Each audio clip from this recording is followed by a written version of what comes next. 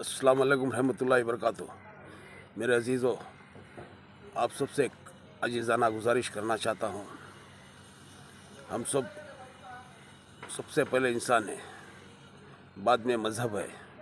हिंदू, मुस्लिम, सिख, ईसाई जितने भी हैं, और 800 साल बादशाहगिरी करया हुआ मुसलमान 200 साल अंग्रेज़ों की ग़ुलामी में लग गया। उसके बाद 60 साल 75 साल कांग्रेस की ग़ुलामी में लग गए। मुसलमानों का क्या फ़ायदा है? क्यों बार बार मुसलमानों को इस्तेमाल कर रहे हैं? जब जंग के दौरान आज़ादी के टाइम पर सबसे ज़्यादा शहीद मुसलमान हुए, और उसका क्या?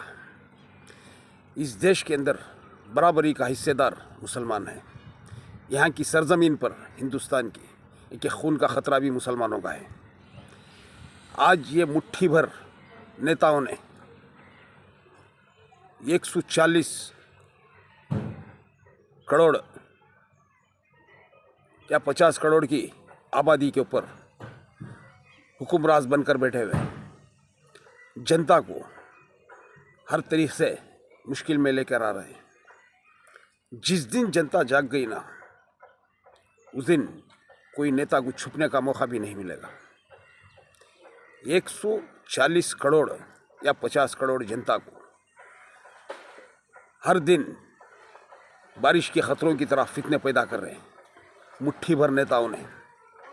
इनका वजूद ही क्या है, जब जनता के वोट से ये लोग बैठकर राज कर रहे हैं।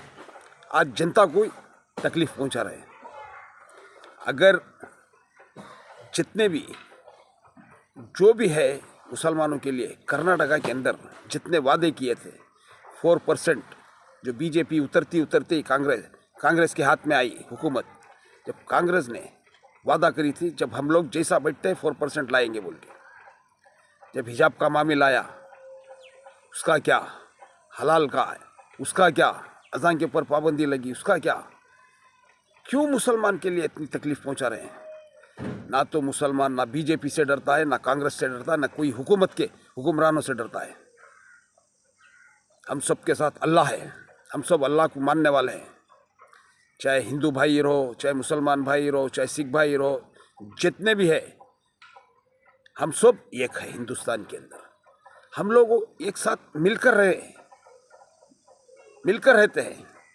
हर दिन हमारे त्यौहार में, हमारे ईदों में, उनके ईद बारात में हम लोग एक दूसरे के लिए विश करते हैं।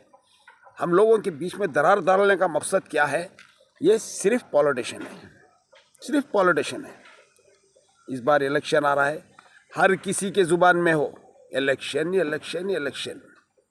वोट इसको दो, वोट इसको दो, वोट इसको दो, ये वोट इसको मांग रहा, वो वोट उसको मांग रहा है।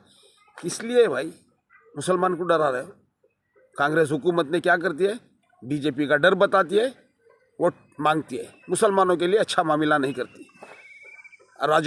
राहुल गांधी देख लो, टाटा है, बाबा है, भारत जोड़ो यात्रा, हर हाईवे में, हर मेन रोड में खाली दौरा करेंगे। अंदर के मोहल्लों के अंदर, गली मोहल्लों के अंदर झांक कर नहीं देखेंगे, ग्राउंड रियलिटी क्या है करके नहीं देखेंगे। राहुल गांधी ने हमारा हक मुसलमानों का, बाबरी मस्जिद छीनी गई। बाबरी मस्जिद का दरवाज़ा, 400 साल पुरानी मस्जिद, अकबर बादशाह के ज़माने की, हमारी मस्जिद का ताला खोलकर मस्जिद के अंदर मूर्तियाँ रखवाए गए, हमारी मस्जिद छीनी गई। किस वजह से? ये हुकूमतों की वजह से। ये राजीव गांधी है ना, दरवाज़ा खोलने से, मस्जिद का गेट खोलने से। हाँ, आज मुसलमानों के ऊपर हमारी मस्जिद छीनी गई। वही सांप का बच्चा सपोलाई है। राजीव गांधी के कारनामे से आज मुसलमान कोर्ट के फैसले को मान लिया और सर झुका लिया। जितना भी है मुसलमान किसी के बाप से भी नहीं डरता, और सिवाय अल्लाह के, सिवाय परवरदिगार के, हम नबी की उम्मत हैं। किसी के लिए भी, कोई हुकूमतों से भी नहीं डरता। शहीद होकर सीने पे गोली खा सकता है मुसलमान, किसी के बाप से भी नहीं डर सकता। और आने वाली हुकूमतों में, अभी यहाँ पर देख लो कर्नाटका के अंदर जितने भी, और मुसलमानों के 75% या 100% मुसलमानों के वोट रहेंगे।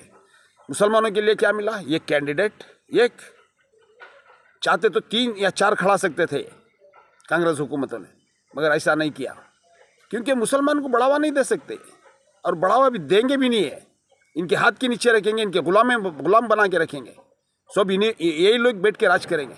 जब से आज़ाद हुआ हिंदुस्तान 1947 के बाद, एक मुसलमान के लिए भी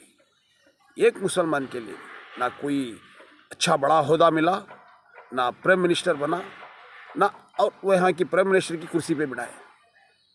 और वहाँ पर बिठाएंगे तो किसी को बिठाएंगे, पीवी नरसिम्हा राव को बिठाएंगे, चंद्रशेखर को बिठाएंगे, देवगौड़ा जी को बिठाएंगे, ऐसे लोगों को बिठाएंगे। कोई मुसलमान बैठ के एक दिन का भी सीएम नहीं बना, पीएम नहीं बना। आखिर वजह क्या है भाई? मुसलमान क्या इसीलिए है तुम लोगों के गुलाम बनकर वोट डालकर तुम लोगों को खुश करेंगे, तुम्हारी फैमिली, तुम लोग ऐशो आराम से रहेंगे। ये अच्छी बात नहीं है।